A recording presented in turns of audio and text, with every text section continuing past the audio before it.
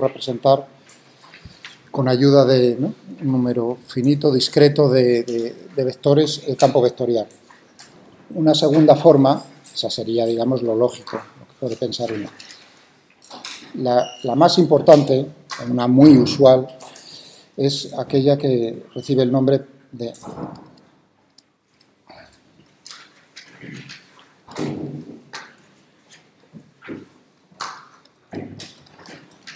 líneas de campo o de corriente.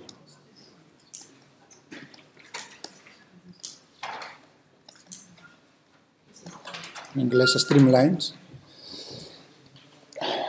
Lo de corriente ya indica, digamos, el uso, pero se utiliza también lo de líneas de corriente con campos electromagnéticos, campos que no son corrientes de fluidos.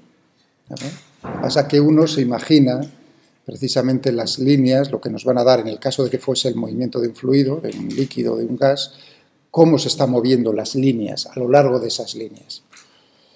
¿De acuerdo? En este caso, en el caso de campos electromagnéticos, no es que tengamos algo en movimiento, sino únicamente son campos electromagnéticos. Son dos cosas. Bueno, cómo se traslada de lo que es la mecánica de fluidos a los campos en general. ¿De acuerdo? Ambas cosas podéis decir, líneas de campo, de corriente o el inglés, perfectamente. ¿En qué consiste?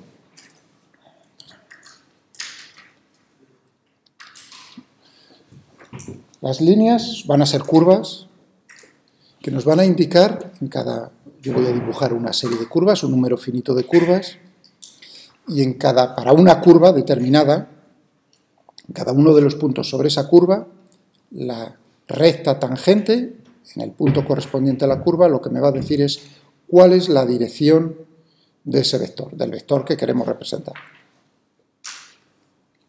¿De acuerdo? De tal manera que si yo dibujo, imaginémonos esa curva. Entonces, esta sería una línea normalmente a las líneas de corriente o a las líneas de campo se les pone una flechita y así no solo sabremos cómo es la dirección, sino también cómo es el sentido del campo vectorial correspondiente, del campo eléctrico, del campo magnético. De tal manera que, por ejemplo, en este punto, en este punto, tendríamos que el campo sería tangente, tendría esta dirección. Bueno, como está apuntando en la línea de campo de esta manera, tendríamos que el campo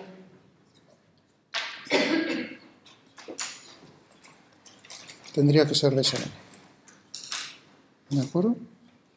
Ahora, o sea que visualmente uno lo entiende para esa línea. Si dibujo otra línea, pues entonces tendríamos una cosa parecida. O sea que las líneas lo que me van a decir precisamente es cómo son las direcciones en el espacio y los sentidos del campo vectorial.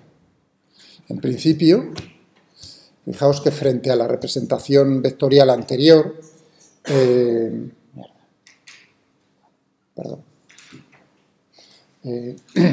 estaba pensando en otra cosa.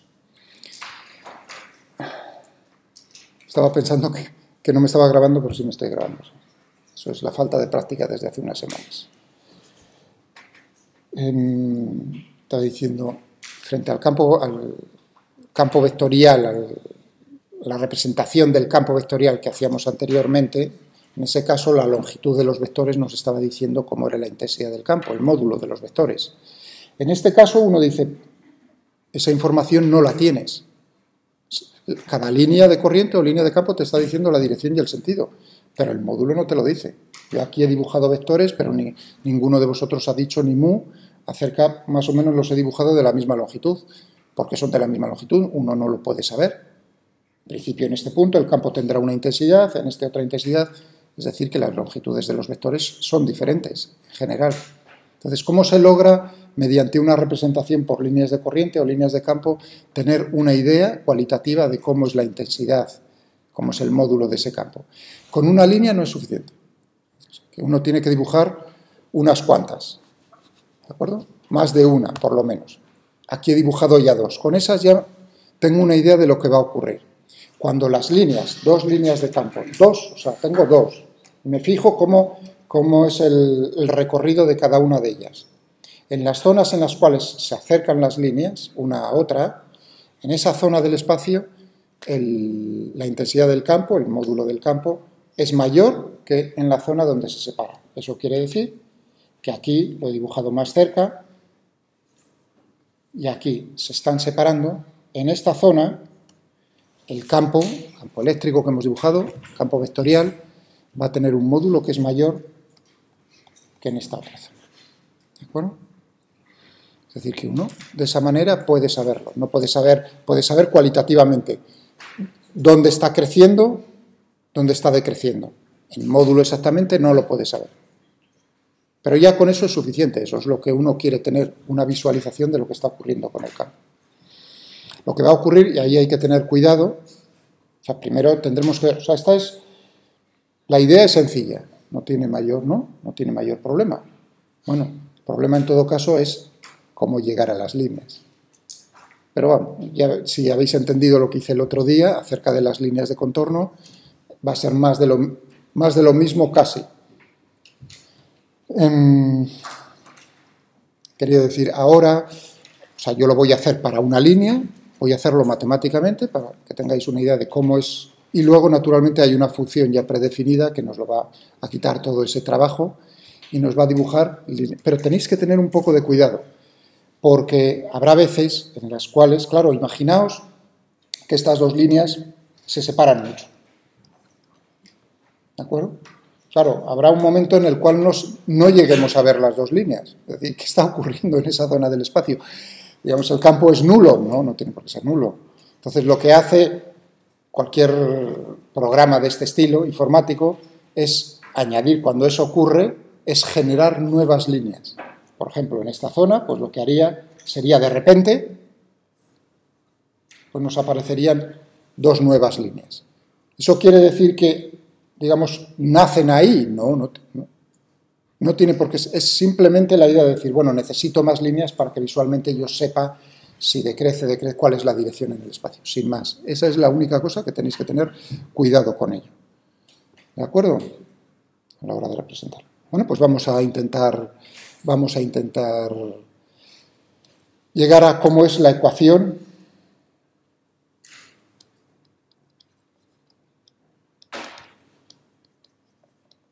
hallar una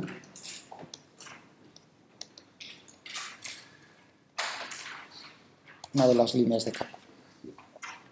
Y otra vez necesito, ya dije que hay una analogía con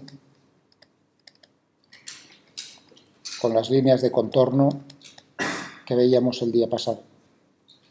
Ahora os tenéis que imaginar efectivamente el movimiento.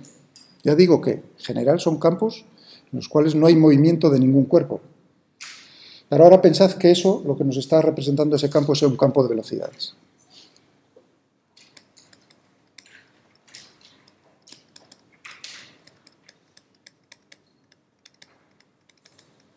De un fluido. ¿De acuerdo? De tal manera que entonces aquí estos vectores en rojo que he dibujado corresponden a la velocidad. Es decir, que si yo miro eso, digo, anda, la mar, ¿cómo está moviéndose el fluido? Naturalmente, según la velocidad. Si el campo es estacionario, además, y tengo aquí un elemento de fluido, entonces el camino, la trayectoria que va a seguir ese elemento de fluido va a ser precisamente la línea de corriente, únicamente si es estacionario. Si no es estacionario, podéis, claro, todo el mundo tiene que tener en mente que las líneas se moverán. Efectivamente, hay un movimiento, se puede hacer una representación también en el tiempo, muy bonita. Pero ahora necesito el caso más sencillo, que sea estacionario. Entonces, en ese caso, si lo que estamos representando es la velocidad de un fluido, cada línea de corriente corresponde a la trayectoria que seguirían elementos de fluido que se encuentran sobre esa línea de corriente. Pues entonces ya, con esa idea, uno dice, pues genial, entonces lo que me están preguntando es hallar la trayectoria. Efectivamente, te digo cómo es la velocidad. Por ejemplo, la velocidad en este punto, necesitaré decir de dónde quieres partir. Podemos escoger, si queréis, a ver, ¿qué teníamos por aquí en el dibujo este? Por ejemplo, si queréis, podemos partir del punto 0, 0, 1, x igual a 0, ¿no? Por aquí, un punto por aquí. Y a ver cómo es esa línea de corriente, la línea de corriente que pasa por el punto 0, 1.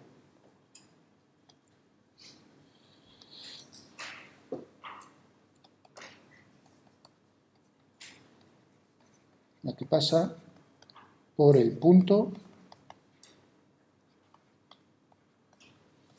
0,1 en nuestro ejemplo. Bien.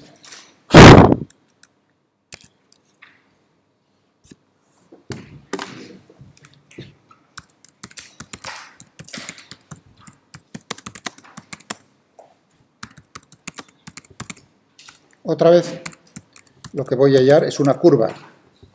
El otro día dije que íbamos a ver la forma paramétrica, pues también aquí. De la forma paramétrica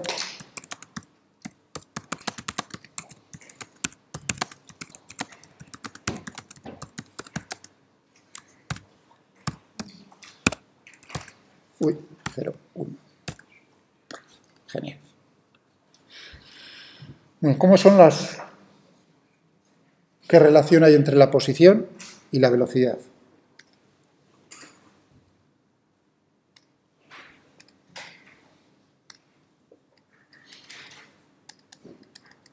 Es que esto es...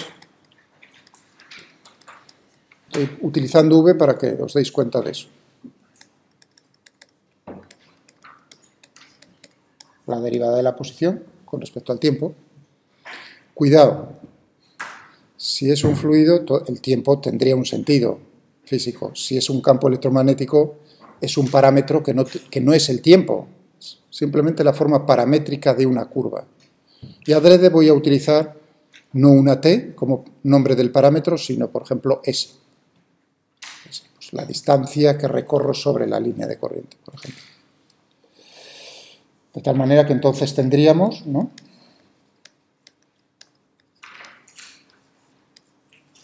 en nuestro caso, con la notación que estoy utilizando para E, tendríamos una cosa como esta. Es decir, para la componente X y para la componente Y de la línea de corriente tendríamos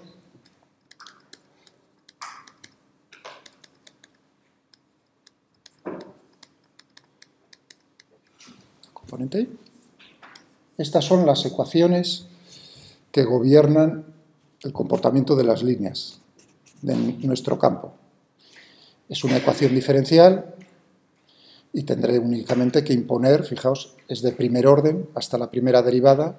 Resolver esto es integrarlo una vez, por lo tanto solo necesito unas condiciones iniciales, entre comillas, que es precisamente decir que en X para S igual a 0, podría ser otro número, esto es igual, he dicho 0, ¿no?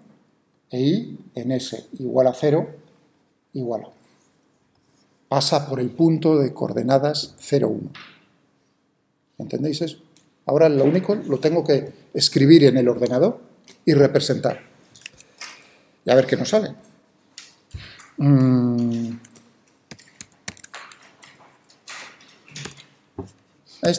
Esta función me permite resolver el sistema.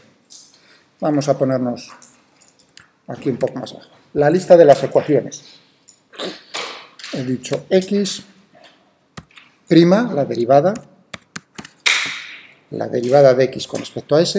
El otro día creo que no lo dije explícitamente y es muy importante. Y lo pensé luego y dije, ay, no sé si se habrán dado cuenta o lo mirarán.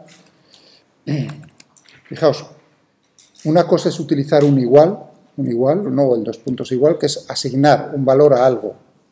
Dos iguales es decirle que lo que tienes ahí delante, al ordenador, es una ecuación, no que le estás dando un nombre a algo, sino que lo que estás escribiendo ahí es una ecuación y lo que quieres ver es cuáles son las funciones, en este caso, que cumplen esa ecuación.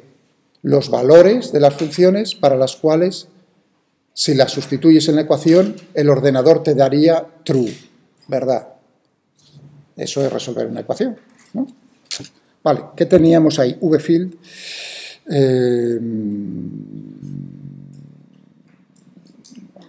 ¿Qué escojo? Vamos a ver cómo lo hago yo.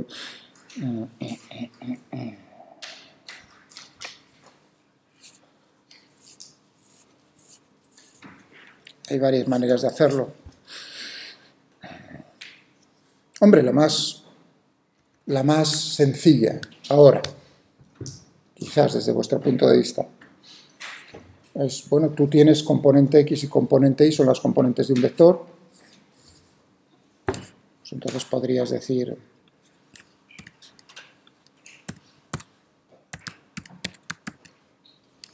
¿no? Estas son las componentes, ¿no? Igual, igual.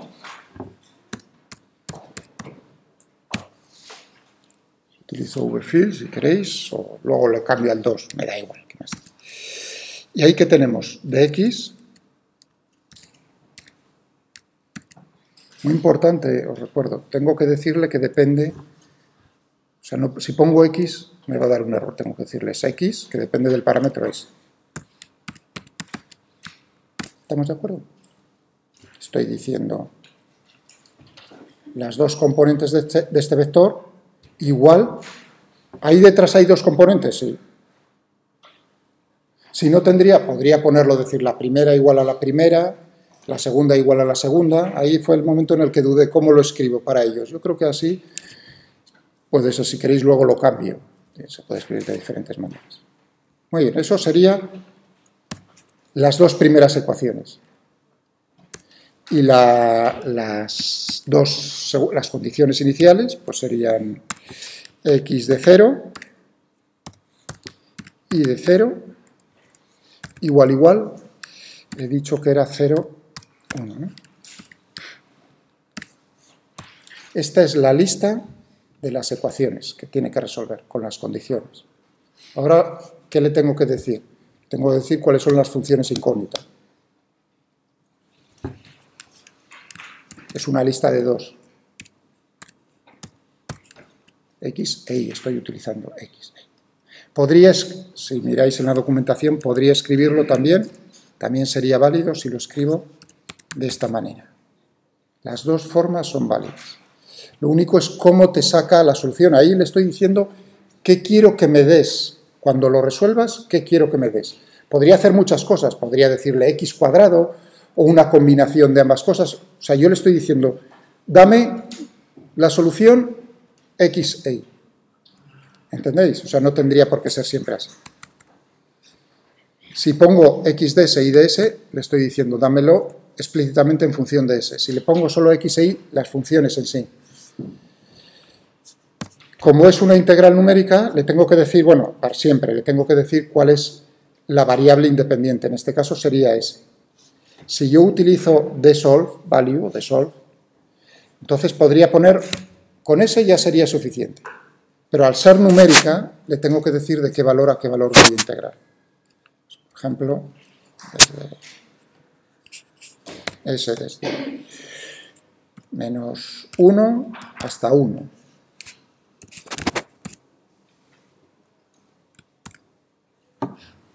Ya está. Resuelto. Con un aviso en rojo. Que ya sabía que me lo iba a dar porque yo estuve probando antes de venir con vosotros. Pero lo quiero, o sea, podría, fijaos, en este momento podría haber utilizado vfill 2. Para esa no me da este aviso. ¿Entendéis lo que os quiero decir? Por un lado, a veces pienso que quizás os lío, pero por el otro, creo que debo hacerlo. ¿No? Ahí sí que es un juego de trileros, es decir, se la cuelo, le cuelo, no dicen nada. Pero luego a lo mejor lo veis y entonces es... Porque esto no es que esté mal hecho, simplemente me está diciendo, para el parámetro, cuando el parámetro del valor S es menos 0,308, el tamaño del... Claro, está integrando numéricamente, está dando pasos, pac, pac, pac, ¿no? El método no sabemos cuál es el que utiliza. Podríamos forzarlo, eso es muy bonito, pero ahora no. Entonces está dando pasos. Me está diciendo, cuando me encuentro en eso, el tamaño del paso es casi 0. Para mí, de forma efectiva, 0. Es decir, ahí, entonces, te da una idea. Me da la impresión de que el sistema de ecuaciones que me has dado es de un tipo que llama Steve, que es como rígido, como es. Bueno, eso es lógico. Lo que está ocurriendo es que se está acercando a una de las dos cargas en la línea. De tal manera que, claro, cada vez le está costando más llegar, porque ahí lo que tenemos es fijaos que tiende a infinito, a menos infinito, el campo eléctrico, ¿no? Para una carga puntual. Por lo tanto, precisamente, no podemos llegar precisamente a la posición, esa 1, 0 y menos 1, 0. Eso es lo que nos está diciendo. Vale. O sea que no pasa nada, pero lo que nos está diciendo es que el dominio no va a estar integrado la solución desde menos 1 hasta 1, sino te conformas, Miguel, desde menos 0,308 hasta 1. ¿Está eso claro? ¿No podrías calcularlo para el dominio entero? No. Vamos a ver, no. Ahí la pregunta es, ¿cómo está integrando el ordenador? ¿Le podría aumentar? Sí, le puedo hacer una perrería y es aumentarle la precisión. Fijaos, ahí lo que está buscando un paso nuevo.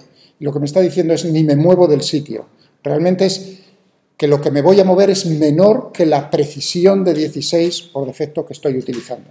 Si utilizo una precisión y le obligo a darle una precisión de 100 cifras después de la coma, pues entonces sí podría acercarse más. O darle más. O sea, hay formas. Esto es simplemente, os intento decir, esto que nos está sacando es un aviso del método numérico que está utilizando. Sin más. O sea que no hay que asustarse. Cuando veáis algo en rojo, uno se asusta, pero bueno, en este caso no hay ninguna razón. Vale. Muy bien. Voy a darle nombres a la solución.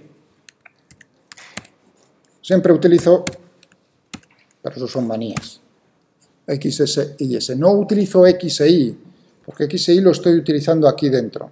Y eso ya es entrar en campo minado, pero peligroso, peligroso. ¿De acuerdo?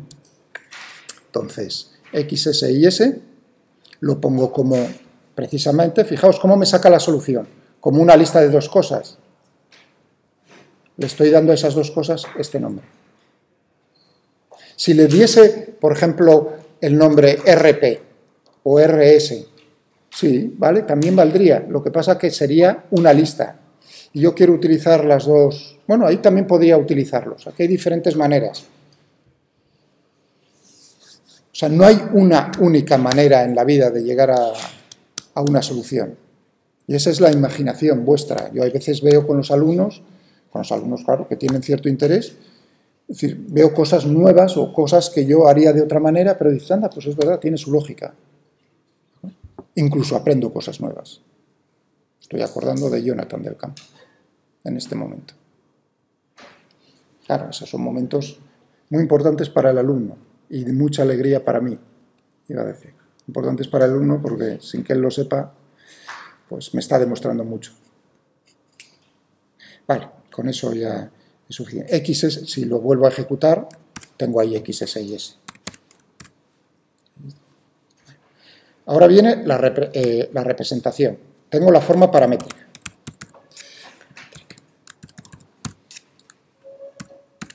¿Qué le tengo que dar? Como el otro día, pues como es XS, voy a utilizar S. Y S, esas serían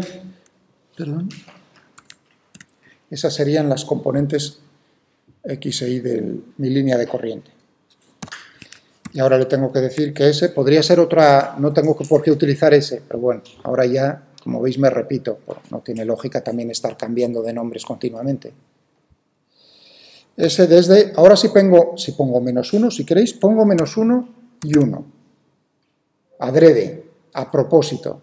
A ver, por curiosidad, ¿qué va a hacer el trasto este cuando no tiene la función definida desde menos 1 hasta 1, sino desde menos 0,3 hasta 3?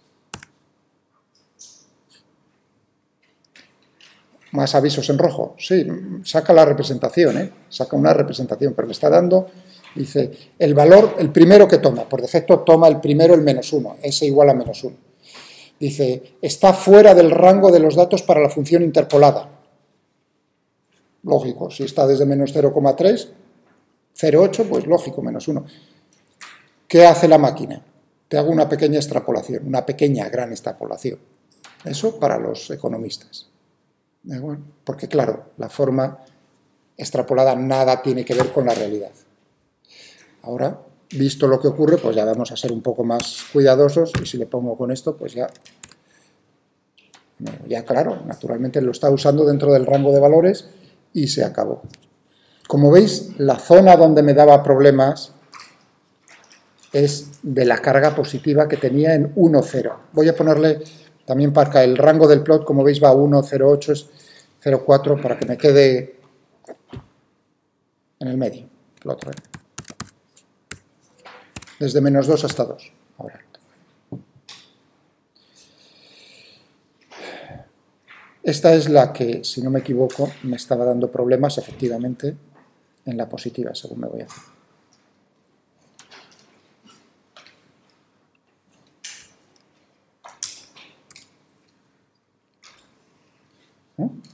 Siempre queda la duda. ¿Qué he hecho? Le he metido el 0,7, lo he aumentado un poco más. ¿Veis cómo se está acercando? Es decir, ¿cuál es el sentido de esa línea de corriente? Ahora sin saber nada ahora intentad borrarla de la memoria cualquier cosa que os haya podido yo contar mal otros años u otras personas.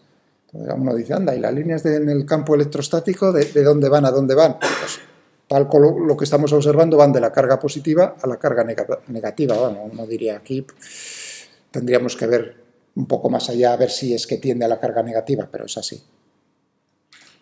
¿De acuerdo? De la positiva a la negativa. Bueno, pues tenemos aquí ya nuestra línea de corriente. Podríamos dibujar más. Incluso podría ahora, si queréis, dibujar sobre ella, voy a dibujar sobre ella un par de vectores, para que veáis que realmente se cumple, que son tangentes a la línea de corriente. Muy bien, ¿cómo puedo hacer eso? La forma que he hecho con vosotros sería, pues, haz el dibujo de los vectores aparte, haces esta representación, le das los nombres, haces un show y liquidado. Genial, sale. Pero también puedo utilizar una opción que me permite dentro del parametric plot hacer eso. No lo hice el otro día, ahora sí lo voy a hacer. Que es como en los libros darle un prólogo o un epílogo. También vale prólogo. Pero aquí le estoy diciendo, haz el dibujo y al final, el epílogo, me vas a hacer ciertas cosas. Me vas a dibujar... Uy, perdón. Vamos a que los dibuje en rojo. Me vas a dibujar en rojo un arrow. Bueno, yo quiero varios arrows. No quiero solo uno, sino una tabla, por ejemplo. Entonces tendré que hacer una tabla. Vamos a hacerla aquí aparte. Tabla, lo que me permite es hacer una lista. Yo quiero una lista de flechas. Entonces le voy a decir arrow, tabla de varios arrows. ¿Vale? Vamos a ocuparnos, ahí me faltan cosas. Tengo que decirle cuál es el punto inicial y cuál es el punto final. Para una flecha en general. Una lista. Las componentes del punto inicial, las componentes del punto final. Vamos a ponerle aquí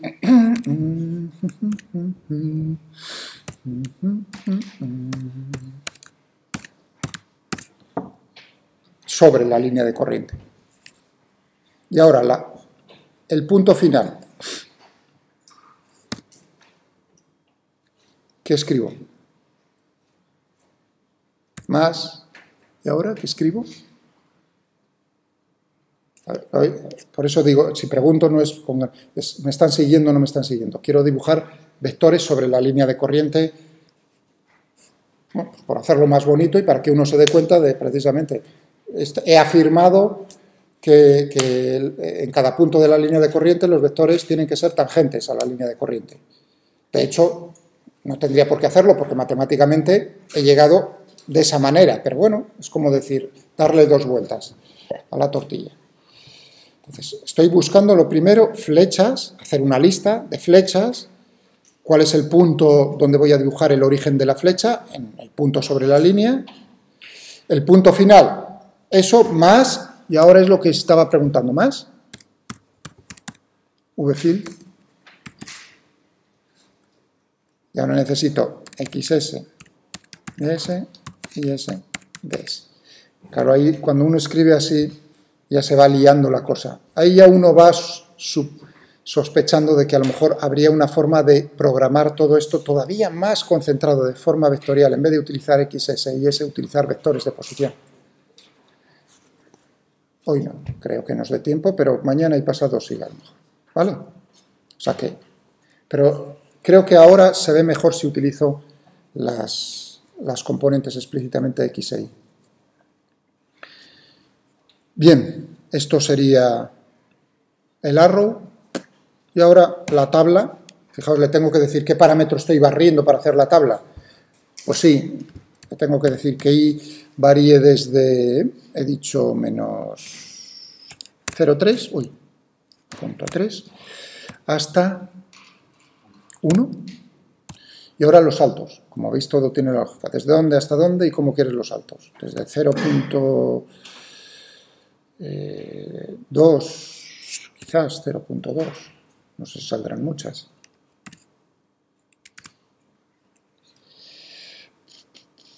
Ahí, digamos, le he ejecutado para que veamos lo que saldría. Una lista enorme. Nada, vamos a quitarlo esto inmediatamente.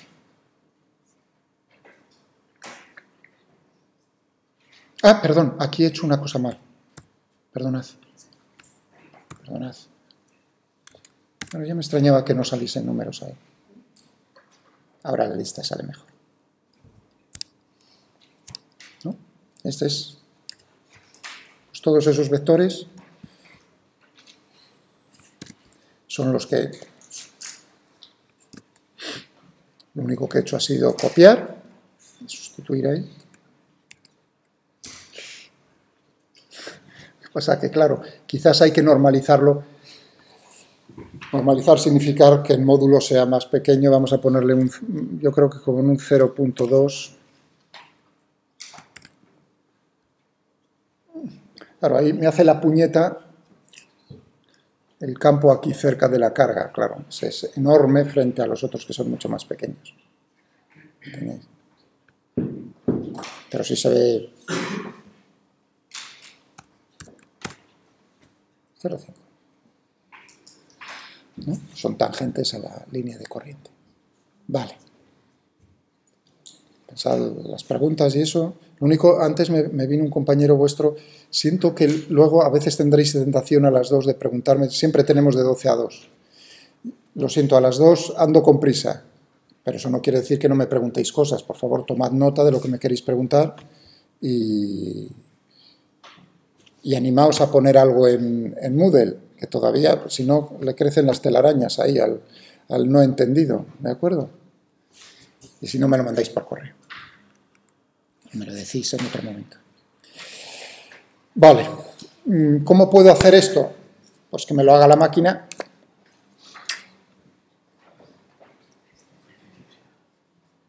Ah, amigo. Con un streamplot. Vamos a hacerle un streamplot a ver qué nos hace el cacharro. Streamplot es muy parecido a lo del vectorplot. Por lo tanto, economía al poder, ahorro, vuelvo a escribir lo mismo y sustituyo y raca. Ahí es donde las cejas van un poco más hacia arriba. Y ahí otra vez tenéis la función y las opciones con las cuales podemos... Él, por defecto, analiza un poco el campo y decide cuántas tiene que dibujar, pocas, muchas, como de largo, cómo se interrumpen, dónde tienen que nacer, o sea, dónde tiene que añadir o dónde no tiene que añadir. Por ejemplo, fijaos aquí en este punto, ¿os dais cuenta donde tengo el ratón? No sé si lo vais a ver. Sí.